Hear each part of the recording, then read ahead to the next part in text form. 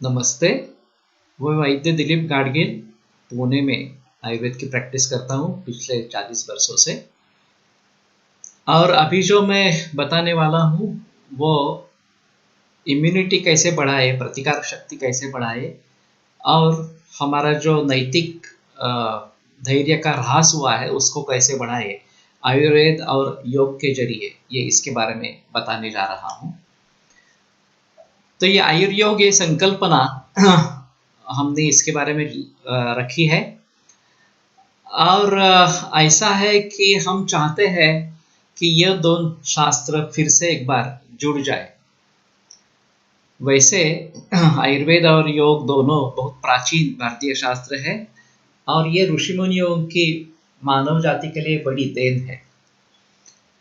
वैसे स्वस्थ व्यक्ति के आरोग्य का रक्षण करना और रोगियों का रोग ठीक करना यह आयुर्वेद के प्रयोजन है और वास्तव में योग का प्रयोजन है मोक्ष प्राप्ति।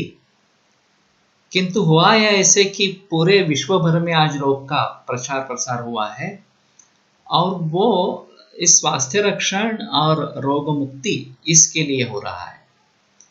वास्तव में ये आयुर्वेद के प्रयोजन है और योग का मूल प्रयोजन मोक्ष प्राप्ति इस प्रकार का है।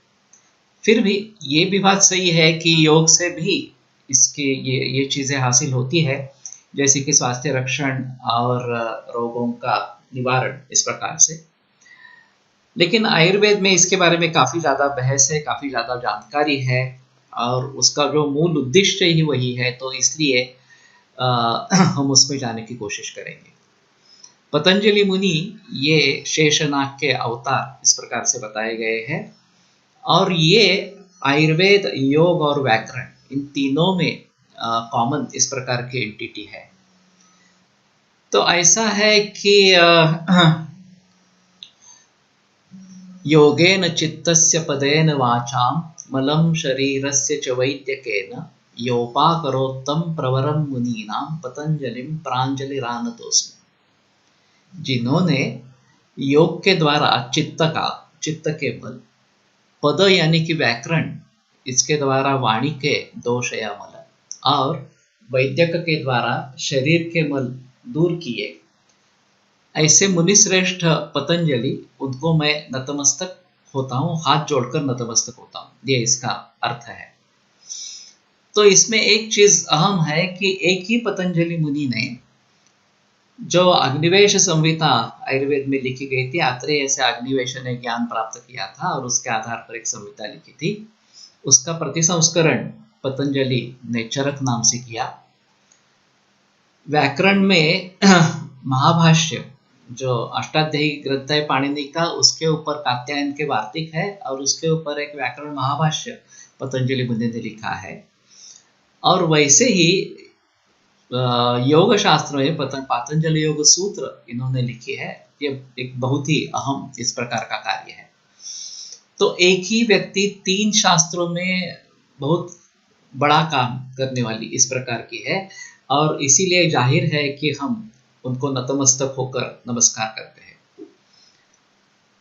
ये 2 शास्त्र जो है वो पहले एक साथ जुड़े हुए थे और वैसे सुश्रुताचार्य ने बताया है कि जो शारीर वो बताता है, एनाटॉमी फिजियोलॉजी के बारे में जो बताता है, वो एक्चुअली योगी और वैद्य इन दोनों के लिए है। तो और उस समय तो दूसरा कोई वैदिक शास्त्र था ही नहीं, तो ये आयुर्वेद से ही जुड़ा था। आगे चलकर हठयोग प्रदीपिका, घेरंड संहिता वगैरह हम देखेंगे तो उसमें आयुर्वेद के बारे में काफी रेफरेंसेस मिलते हैं, दोषों के बारे में मिलते हैं, अग्नि के बारे में मिलते हैं। तो ये सब आयुर्वेद से जुड़ा था। लेकिन हुआ है ऐसे कि पिछली अवस्था में योग पूरी विश्व भर में फैल गया, लेकिन आयुर्वेद का उतना प्रचार प्रसार नहीं हुआ।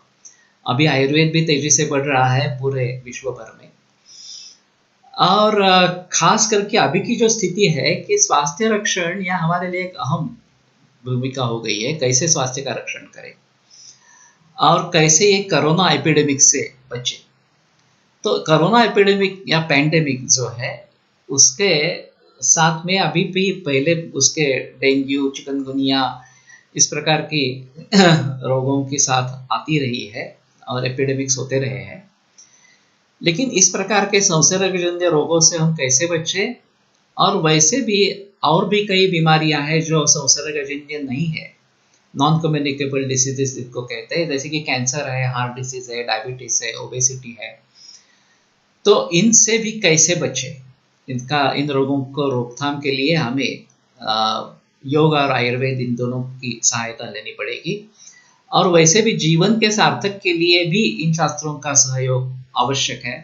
मानव जन्म अति दुर्लभ कहा गया है, और अगर उसको हमें भली भांति देखना है, हमें सफल करना है, तो जो चतुर्विध पुरुषार्थ आयुर्वेद में बताए गए हैं उनका हम निर्माण करें, उनको पाने की कोशिश करें, तभी हमारी आयुष की सफलता होगी। तो स्वस्थ वृत्त ये एक अहम हिस्सा है आयुर्वेदिक ग्रंथों का, और इसमें आरोग्य पालन के बारे में जिक्र किया गया है। वास्तविक हमारा जीवन निसर्ग से जुड़ा हुआ था। सूर्योदय से पहले 1.5 घंटा ब्राह्म मुहूर्त के ऊपर हमारा उठना होता था, और रात को सूर्यास्त होने के बाद 1-2 घंटे में हम सो जाते थे। ये नैसर्गिक जीवन शैली थी और उससे स्वास्थ्य बना रहता था। अभी ये पूरी बिगड़ गई है। पिछले 40-50 वर्षों में ये स्थिति रही नहीं कि ये इलेक्ट्रिसिटी की खोज हुई, बिजली की खोज हुई, और फिर रात का दिन बन गया।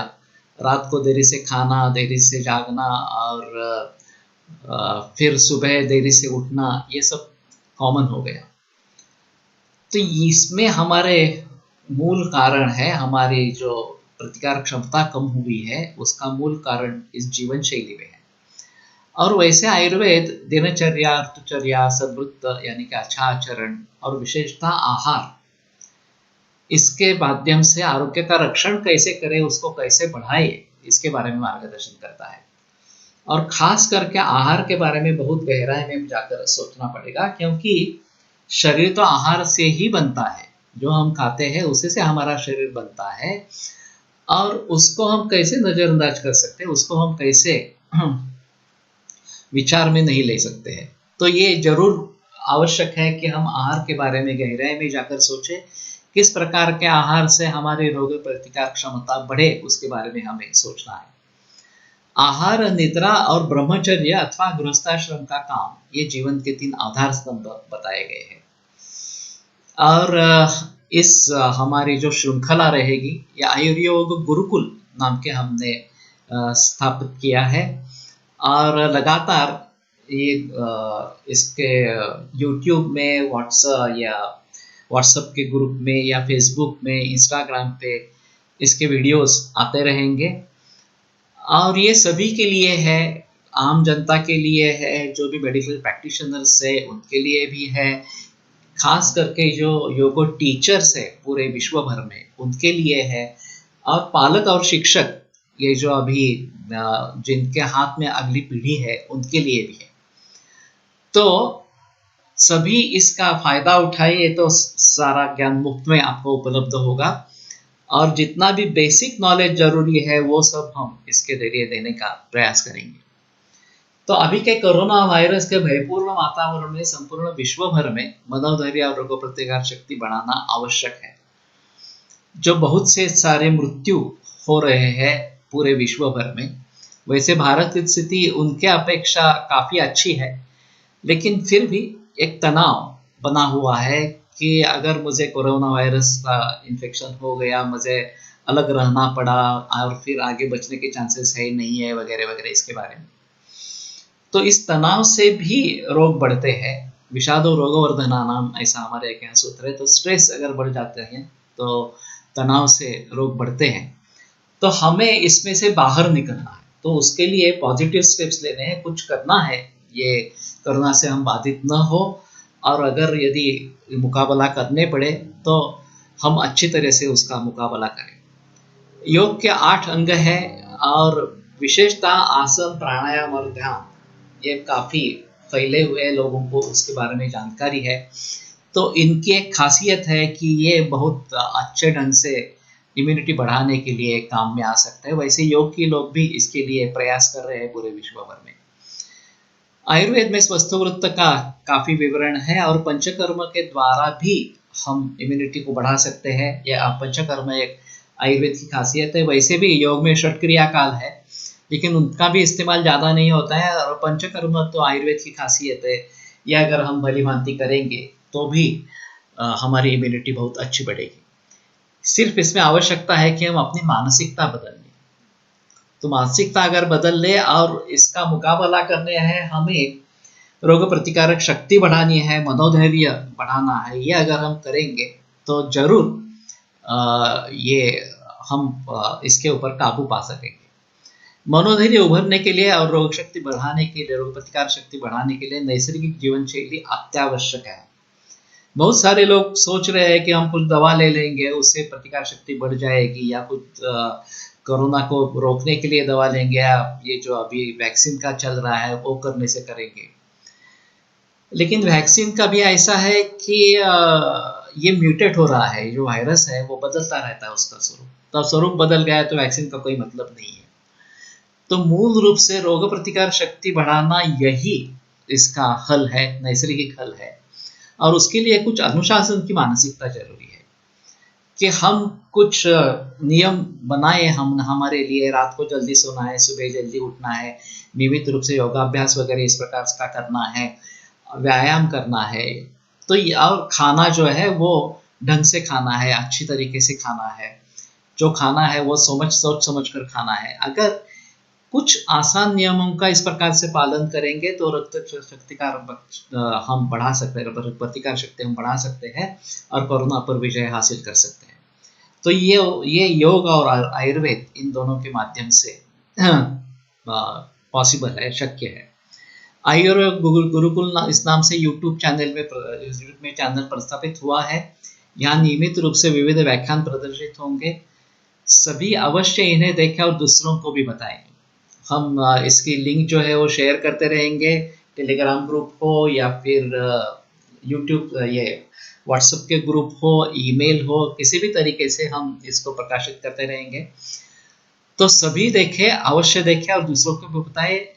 ये जैसे कि मैंने एक मराठी में और अंग्रेजी में पहले ही अपलोड किया है, हमारे टीम जो है उसके सदस्य और भी लोग अपलोड करने वाले हैं या करते रहेंगे।